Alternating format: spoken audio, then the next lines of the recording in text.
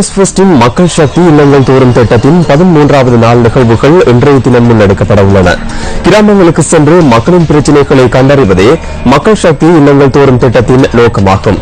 இந்த திட்டத்திற்கு நியூஸ் ஃபர்ஸ்டுடன் பேராதனை பல்கலைக்கழகமும் கைகோர்த்துள்ளது.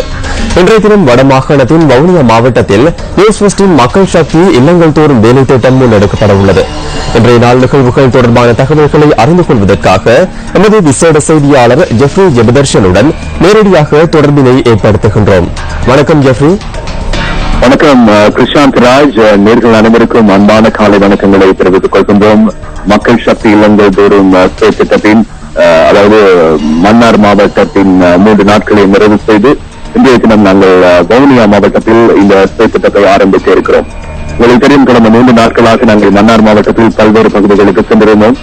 பல்வேறு குறைகளை நாங்கள் வெளிக்கொண்டு வந்திருந்தோம். குறிப்பாக பல எங்களால் முடிந்த அளவு நாங்கள் மன்னார் மாவட்டத்தின் உள் கிராமங்களுக்கு சென்று அவர்களுடைய நிலவரங்களை ஆராய்ந்தோம். குறிப்பாக யாருமே சென்றிராத பல பகுதிகளை நோக்கி எங்களால் செல்லக்கூடியதாக இருந்தது.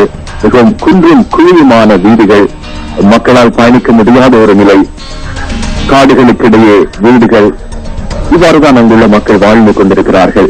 சீரான வீதியின்மை, எங்களால் மிகவும் இக்கட்டான ஒரு நிலையில்தான் அந்த முள்ளிக்குளம் போன்ற பல பகுதிகளை அடைய முடிந்தது. ஆனால் முள்ளிக்குளம் பகுதிக்கு சென்றவுடன் அங்கு அவர்கள் கொடுத்த வரவேற்பு மிகவும் அவர்களுடைய சிறந்த மனதுடைய சிறந்த மனிதர்களை எங்களால் காணக்கூடியதாக இருந்தது. அழகிய பகுதி, அழகிய கலப்பு நிறைந்த பகுதி.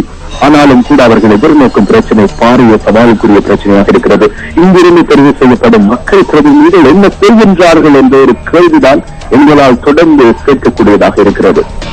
அவர்கள் கூறும் ஒரே விடயம், தேர்தல் காலத்தில் மாத்திரம்தான் அந்த மக்கள் பிரதிநிதிகளை அந்த இடத்தில் காண்பதாகவும் அதற்கு பிறகு அவர்கள் காணாமல் போய்விடுவதாகவும் அவர்கள் குறிப்பிடுகிறார்கள். எனவே அதற்கான உரிய தீர்வினை பெற்றுக் கொடுப்பதற்கு சக்தி நியூஸ் ஃபர்ஸ்ட் தயாராக இருக்கிறது. அதை தொடர்ந்து இன்றைய தினம் நாங்கள் வவுனியா பிரதேசத்திற்கு வருகை தந்திருக்கிறோம். வவுனியாவுக்கு வரும்போது வவுனியா மிகவும் அழகான நகரம், அழகிய காப்பற்றிடப்பட்ட வீதிகள், உள் வீதிகள், மற்றது நகரத்தில் இருக்கிற மக்கள் மிகவும் அழகாக இருக்கிறார்கள். அழகான வீடுகள் இருக்கிறது. அது முக்கியமல்ல, நாங்கள் இன்று அந்த நகரத்தில் இருந்து உள் கிராமங்கள், குறிப்பாக குக்கிராமங்களுக்கு செல்ல இருக்கிறோம், முகாம்களுக்கு செல்ல இருக்கிறோம். அங்குள்ள மக்களுடைய நிலவரம் என்ன என்பதை ஆராய்வது இந்த மக்கள் சக்தி இல்லங்கள் தோறும் திட்டத்தின் முக்கிய நோக்கம். எனவே இன்றைய தினம் எங்களுடைய பிரதான நிகழ்வு கணேசபுரம் பகுதியில் காலை 9 மணிக்கு இடம்பெற இருக்கிறது. எனவே அங்குள்ள பகுதி மக்கள் அனைவரையும் நாங்கள் அன்போடு அழைக்கிறோம். உங்களுடைய ஒத்துழைப்பு நமக்கு தேவை. நிச்சயமாக உங்களுடைய பிரச்சனையை நாங்கள் இந்த மக்கள் சக்தியூடாக தெளிவுபடுத்துவதற்கு அல்லது வெளிக்கொணர்வதற்கு தயாராக இருக்கிறோம். எந்த பிரச்சனையாக இருந்தாலும், நீங்கள் எதிர்கொள்ளும் எந்த பிரச்சனையாக இருந்தாலும் நாங்கள் வெளிக்கொள்வதற்கு தயாராக இருக்கிறோம். எனவே இன்று கணேசபுரம், நெடுங்கேணி, மற்றது செட்டிக்குளம் போன்ற பல பிரதேசங்களுக்கு சென்று இந்த மக்களுடைய பிரச்சனைகளை ஆராய இருக்கிறோம். தயாராக இருந்தால் உங்களுடைய பிரதேசங்களுக்கு உங்களுடைய குழுவினர் வருவார்கள். எனவே இது தொடர்பான உரிய தகவல்களை, மக்களுடைய பிரச்சனைகளை நியூஸ் ஃபர்ஸ்ட் ஊடாக வெளிக்கொள்வதற்கு தயாராக இருக்கிறோம். நியூஸ் ஃபர்ஸ்ட் செய்திகளுக்காக ஜெஃப்ரி ஜெபதர்ஷன், வவுனியா நகரத்தில் இருந்து. நன்றி ஜெஃப்ரி. மக்கள் சக்தி இல்லங்கள் தோறும் திட்டத்தின் மற்றொரு கட்டம் வடமத்திய மாகாணத்தில் இன்று முன்னெடுக்கப்பட உள்ளது. இது தொடர்பான தகவல்களை வழங்குகின்றார் எமது அலுவலக செய்தியாளர் ஜூடின் சில்விஜன்.